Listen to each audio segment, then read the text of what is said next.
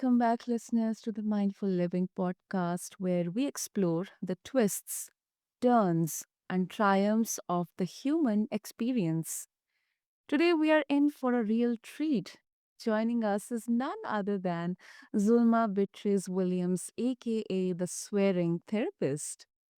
Listener, Zulma is a powerhouse, a licensed mental health therapist, a certified master ART, accelerated resolution therapy provider, a breast cancer survivor, and founder of Dragonfly Therapy Services. Born and raised in Buenos Aires, Zulma's journey has been nothing short of extraordinary. She immigrated to the US, started her career later in life, battled cancer, and emerged as a fierce advocate for mental health and resilience. She's got the no nonsense attitude, listeners, the expertise to back it up, and yes, the occasional F bomb to keep it real. And today on the Mindful Living podcast, we are diving into the realities of anxiety, what it is, why it happens, and most importantly, what you can do about it. So get ready to laugh, learn, and maybe even shed a tear or two as Zulma helps us tap into our inner warriors. So let's do this. Zulma, welcome to the show, and it is an absolute honor to have you with us today. Thank you so much. What introduction? Introducing to the to your listeners. That was awesome. Thank you so much for having me. My pleasure, Zulma. So, um, talking about anxiety, it can feel overwhelming, sometimes debilitating or threatening. How do you define anxiety in a way that helps people better understand it? Absolutely. So, in a nutshell, anxiety is about trying to control the future, which is impossible because the future is not even here. But what's going to happen on the meeting on Wednesday? Well, today is not Wednesday. So we are literally trying to control which cannot be controlled because the situation is not even here. So a lot of times when we are having panic attack or an extreme anxiety attack, the best thing to do is to take a deep breath that brings oxygen to the entire system, which is calming in itself, and then use what is called a grounding technique. So either describe something on the wall or touch something and describe what you are touching, or smell something or taste something, right? Like, so when you are doing that, you are sending a message to the brain that you are the boss, not the brain. So you're telling the brain, like, I know you want to freak out about that meeting on Wednesday, but we are going to describe the picture on the wall. So you are sending, have you ever seen a child throwing a temper tantrum, right? Like, and so when the brain tries to control something and it can't, it becomes a 2-year old throwing a temper tantrum. So people like, it's a chill right now. Like, it's not Wednesday and we're not at the meeting. So by using the deep breathing and grounding techniques, you are sending that message to the brain that I know you want to freak out about that, but I'm the boss and we are going to remain in the present moment. Wow, wow. What a definition, Zulma. Great. You also often talk about honoring our inner warrior. So, what's that first step someone can take to channel that strength or, actually realize the inner warrior in ourselves, when they're feeling consumed by anxiety or, just getting anxious about the future?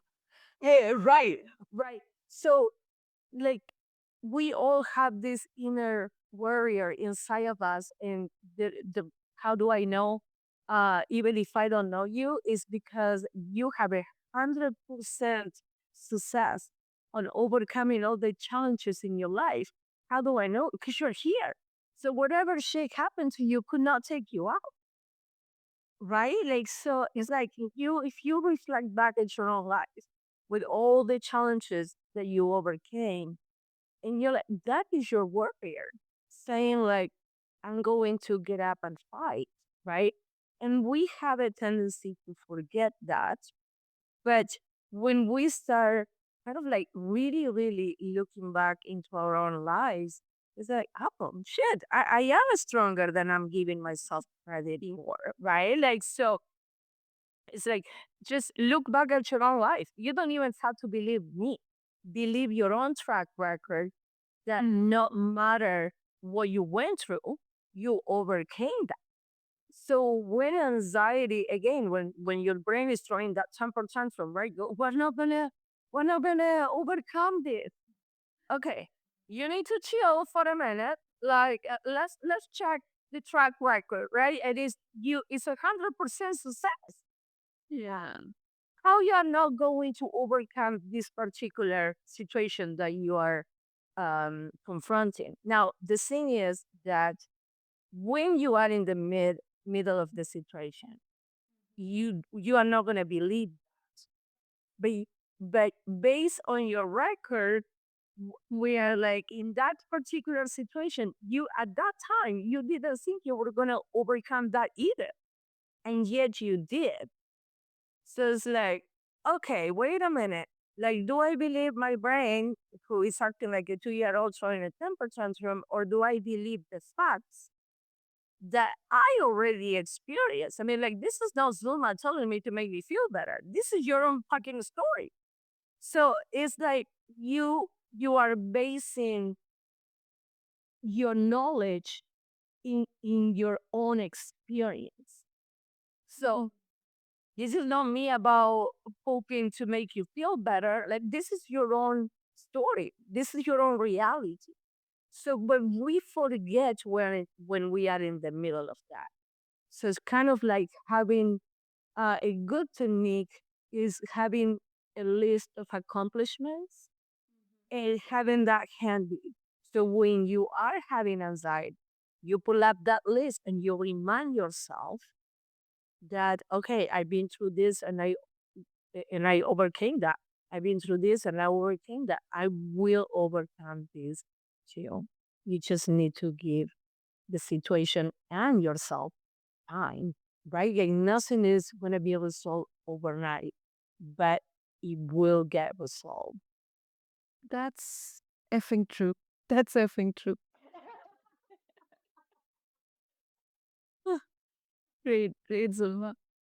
Okay, now, um, on a serious note, as a breast cancer survivor and someone who has faced life's challenges, being an immigrant and then navigating through these challenges, especially breast cancer, how has your personal journey shaped the way you approach anxiety in your clients? So when I was first diagnosed with breast cancer, I had a lot of anxiety. I was scared, again, trying to control the future, right? I said that I was going to die the following day. Like, I didn't know, I thought that it was a death sentence. So gaining the knowledge in doing my treatment and being resolved to fight, I had to make a decision. Like, I could have sit in the corner and wait to die, or I was going to get up and fight. And I chose fighting, right? Like, so once I made the decision, it was more about talking to the doctors and following their guidance in following the treatment, and then taking it one day at a time, right? Like, taking it one day at a time. I'm happy to say that I'm 12 years cancer free.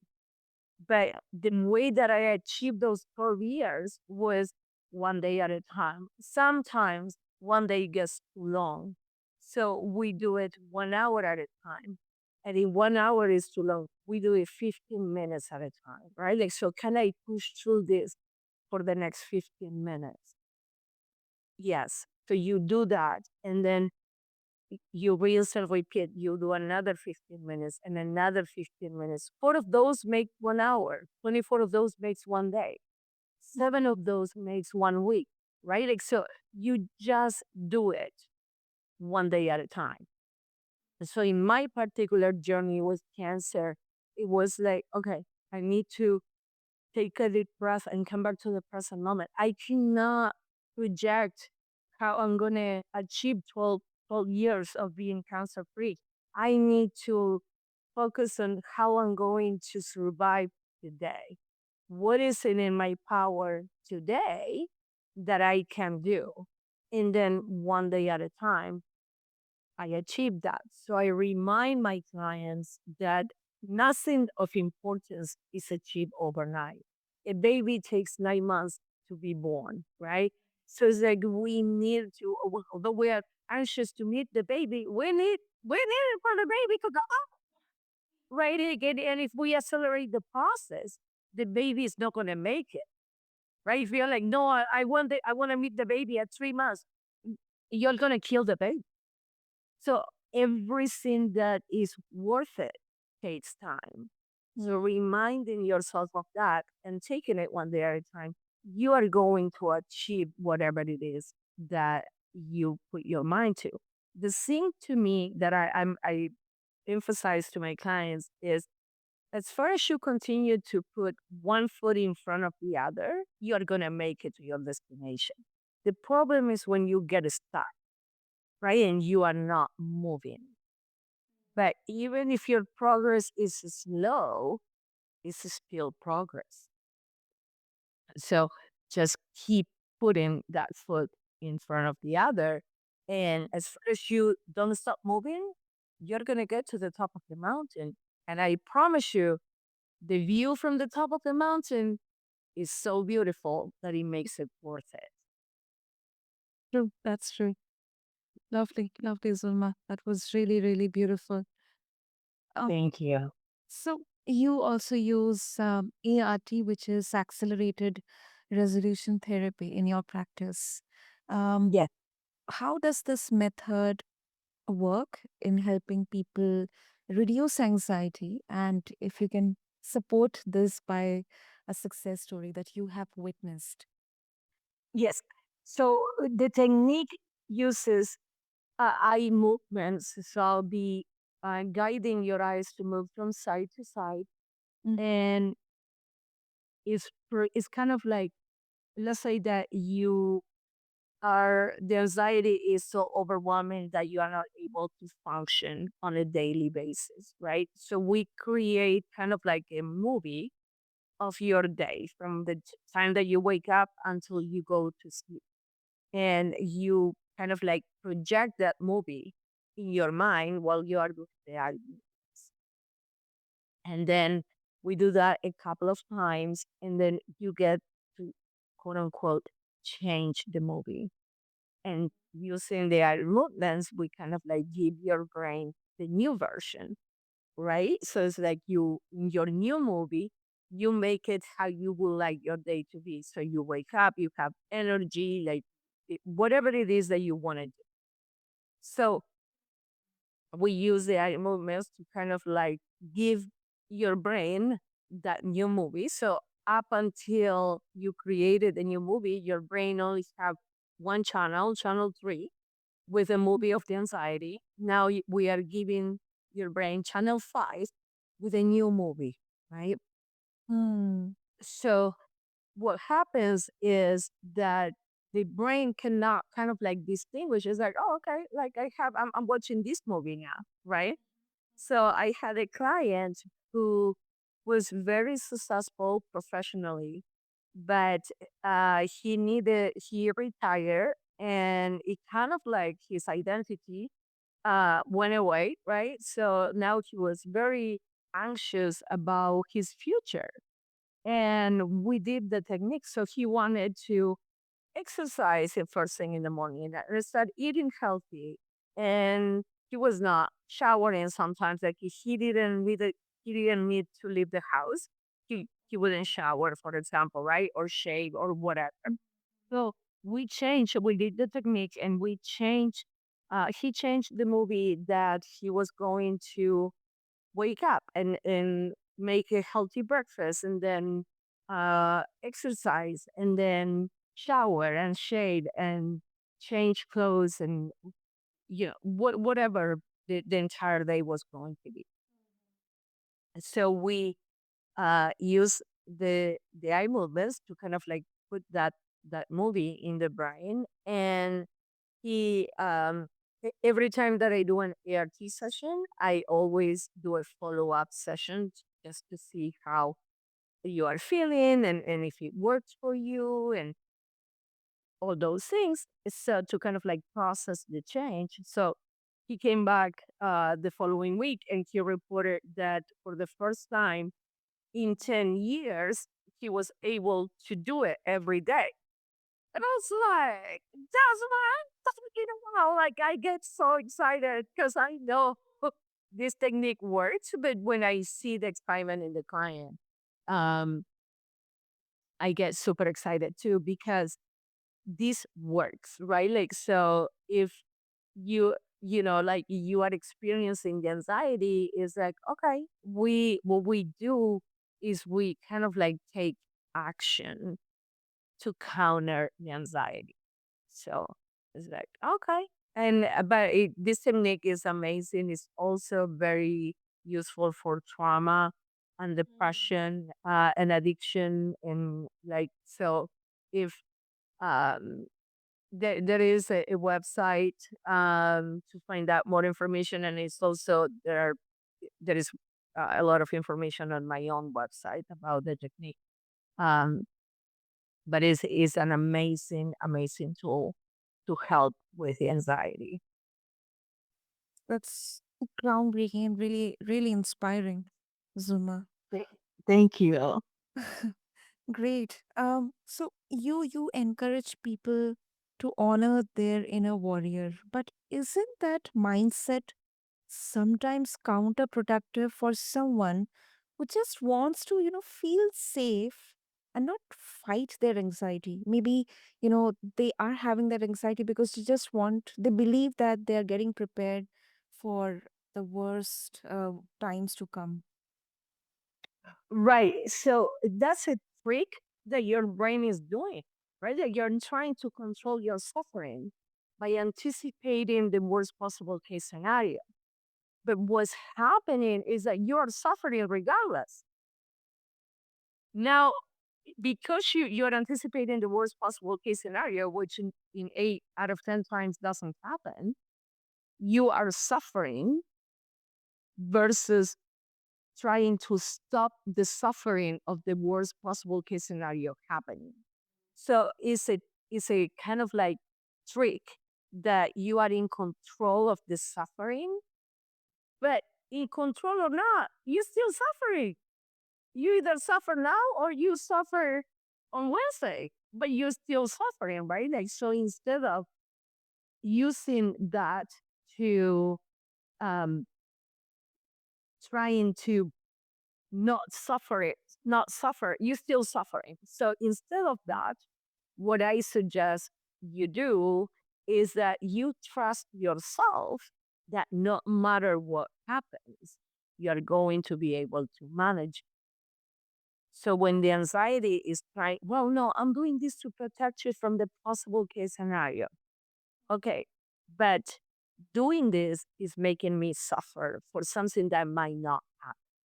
So instead, I want to remind myself that no matter what happens, I'm going to be able to handle it. So then you recover your power. Instead of putting the power on an external event, you are reclaiming your inner power, knowing that no matter what, you're going to be okay. And again, you have 100% record of success because you are here. It's like, okay, okay, okay, chill for a minute. Please remember that I dealt with worse shit, and I was okay. You might not want to deal with that stuff, but regardless, you did it and you came on top of that situation. So trying the main thing is that why do we want to suffer? The goal is to remain present. And if we are all in the present moment, I wouldn't have a job, right? Depression is about feeling guilty about the past or something that you cannot change. And anxiety is about trying to control the future, which is not even here. Well, if we can remain in the present moment, we wouldn't have these feelings. So, in your quest to protect yourself from the worst possible case scenario, you are making yourself suffer for something that is not even happening. But it's your own suffering. So, oh, you're okay. No, you're still suffering. True, true. I totally agree with you on this. So, Zuma, for someone struggling with chronic anxiety, what are three simple steps or practical tools they can use to ground themselves in the moment? Absolutely. One is, as I said, the deep breathing that is available to you at all times. So you notice anxiety building up. Deep breath, deep breath, reminding yourself that you are going to be okay, that you got yourself. Number two is action. Literally, when you take action, you are getting out of your head and into the present moment. So, my God, like I'm so anxious about that upcoming meeting. What you can do right now about that meeting is to do research, find out more about the content of the meeting, be better prepared. So, not only you are controlling your anxiety right now, but you are going to diminish your anxiety when the meeting comes because you're going to be better prepared. And another step is to do your best to remain in the present moment. Like describe something on the wall, describe something that you are touching, describe something that you are smelling, it's something that you are hearing, right? Like doing those things brings you back to the present moment. So those three things you can use it at any time and nobody does even know that you are using it. Like you don't have to do it for a deep breath, right? Like you can do it in silence, but that's what you are doing. You are if you are sitting at a work meeting, for example, you can put your hands, one of your hand on your leg and describe the texture of the clothes that you are wearing, right? And nobody is gonna know that. So uh, being able to distinguish these techniques that they are simple enough, but you have to use them. They are not going to work if you are thinking about it. You have to implement, right? Like, so let's practice the breathing even when we are not anxious. So then when we are anxious, we can access that right away. Let's practice the grounding technique of describing something that I'm touching.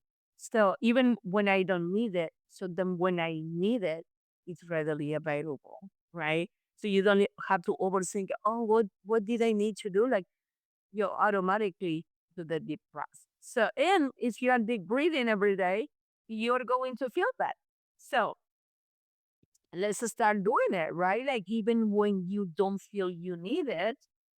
So then when the anxiety comes, you can readily access it. True. That's true. Great, great. Those were really useful tips and tools, Zuma. And also, talking about Dragonfly Therapy Services, you have built it on the foundation of resilience and authenticity, which actually reflects your personality, your values. Yes. What's your ultimate mission when it comes to helping others tackle anxiety and trauma? My mission is to remind yourself that it's all inside of you. I'm just a guide. I'm not the one who's going to solve the issue. I'm just guiding you into finding your own answers. So I provide a different perspective I always say when you are in the picture, you cannot see the picture. So the way that I describe my work as a therapist is to provide you with a different perspective and then help you find your own answers.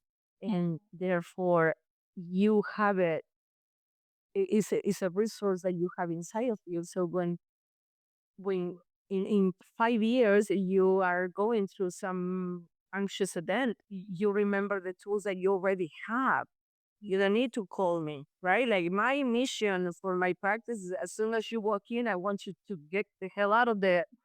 Because that means that I provide you with the tools and help you find your answers so you can do this on your own. But I will help you every step of the way. But I'm like, if you want to hang a picture, and I'll take you to the hardware store and I'll show you what a hammer is and what a nail is, and then I'll show you how to do it. But you have to do it yourself. Because if I do it for you, the next time you need to hang a picture, you're gonna need me.